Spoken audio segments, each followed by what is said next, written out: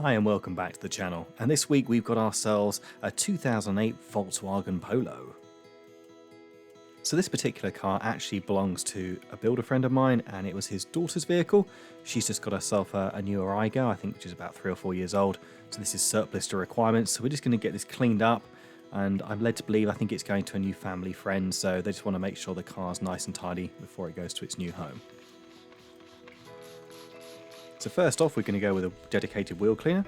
This particular one's a strong alkaline, so I can use it on the tyre as well as the alloy wheel itself. I'm going to put some spray snow foam over the top of that. It's just going to increase the dwell time a little bit and give it a little bit of added sort of lubricity there to try and reduce any damage of scratching the alloy wheel. But to be fair, to be honest, these wheels, we'll see once they're cleaned up, they're quite curved anyway. So all we're going for here is a general improvement, because obviously this car's a bit old, a bit weathered. It's got a few speed dents down the side of it, and we're just going for an overall tidy up.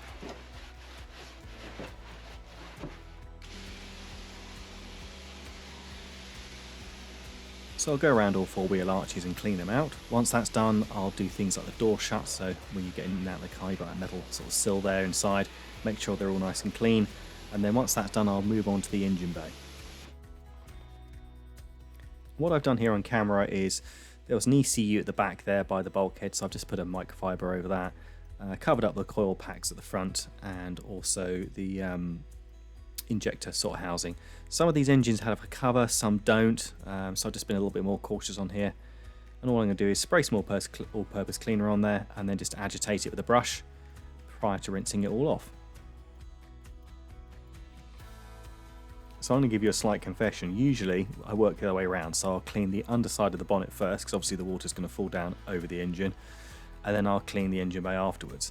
But as we can probably understand, for the purpose of filming, if I do it the other way around, the engine bay is going to get covered in water and smeg first, so it's easier to clean it this way, show you what it's like on camera and all the dirt being removed, and then do the underside of the bonnet afterwards. And I get comments in the comment section about what brushes I use. I tend to use Vicam brushes quite a lot. They're just really tough and hard wearing. They're really good for sort of wash bay purposes. And then for the smaller, more intricate parts, I just tend to use more worn out sort of interior detailing brushes, which has got a bit of sort of bit too bushy or fluffy. And I can use those for getting around, bits and bobs which are a little bit more tighter. I sometimes use one of the EZ wheel brushes as well, which you can use for the back of the barrel of the alloy wheels. They're good for getting into more tricky areas around suspension turrets and things like that in the engine bay to clean them as well. And once the engine bay is thoroughly clean, I'm going to dress it with some Autoglim Super Sheen. We can apply this while it's wet, and it will just dry and leave a sort of natural OE look in there.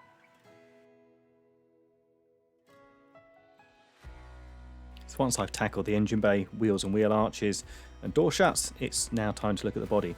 So what I've done here is just pre-soak this with some all-purpose cleaner, something like a dilution ratio of about 10:1. It's strong enough. That would be Koshkemi Green Star or Built Hamber Surfex HD, which is very good. I would let that dwell for about 5 to 10 minutes. It's quite cold in the UK at the moment, so we haven't got to worry about things drying out too fast.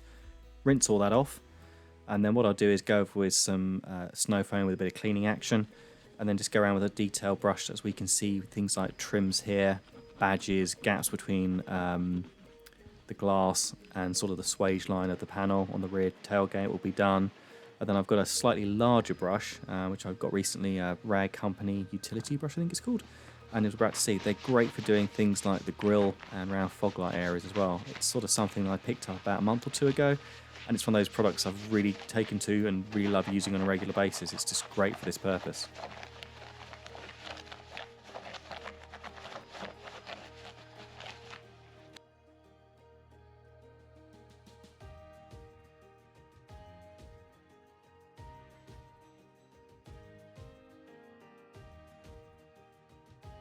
So once I've done this, I've gone over with some iron fallout remover and then just given it a contact wash as we would do afterwards to finish it off.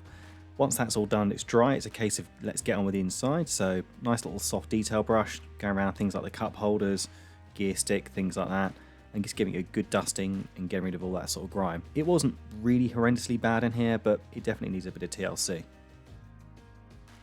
I'm about to show you on the screen a brush that you might not have seen before, which is really useful. We've got this little gap down here between the seat and the runner, and it's really hard to get to. So I've got one of these. It's very, very thin. It's almost like a blade, and it's fantastic at getting down this sort of edge here and getting those hard to reach areas.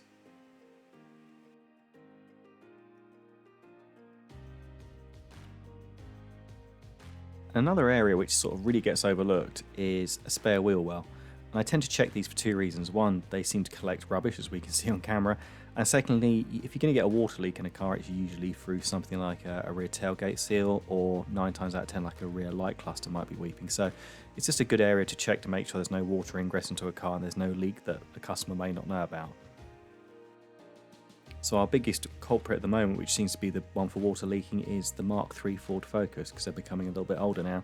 And behind the rear bumper, they've got these two air vents that come in sort of around where the spare wheel well is. And they have a foam, I suppose, mounting point they go onto, and they just get a bit of wear in there, and all of a sudden the water starts pouring in. So it's not uncommon for a Ford Focus Mark III to have a sort of stinky wet boot, so it's something to look out for if you're buying one, or if you've got one, just keep an eye on it.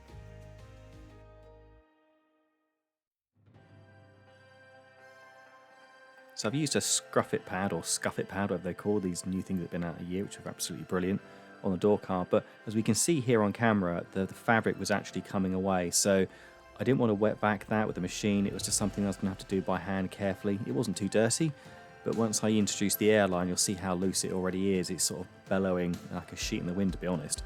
So I had to be a little bit careful. I don't want to apply too much air pressure on there or water to make it any worse than it already is.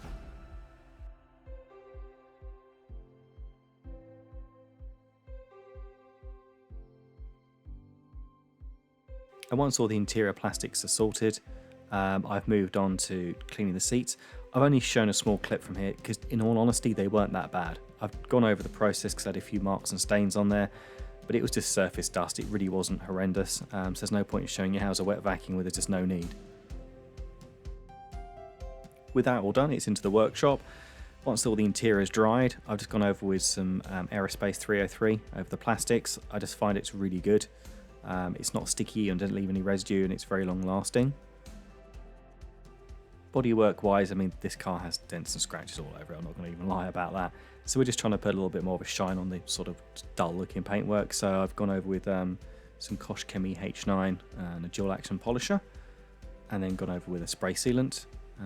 After that, we can put a bit of tire dressing on, a bit of sort of spray in the arches there because they're plastic liners, so we can put dressing on them as well.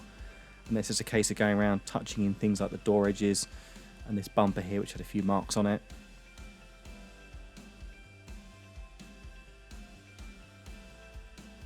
Once all the bodywork's taken care of, we can look at the glass. We're using Autoglim Fast Glass at the moment as a bit of a trial. Haven't used it for ages. It's one of those products I used a while ago and just fallen back in love with it. It's just really good, actually. With all those little things done, we can take the vehicle outside and have a look at a few of the after shots. The bodywork's nice and shiny, bar the dents, and it just looks nice and fresh for somebody else who's going to get into it. The wheels look okay. Some of them have got curbing and better condition than others, and likewise the engine bay is not perfect, but it's a big improvement on what we had earlier. And the inside looks quite nice as well, so all the pattern's nice and vibrant. Once we clean the seats, all the plastic trim looks how it should do as well. As always, thank you very much for watching the video, and I'll see you next week with another one.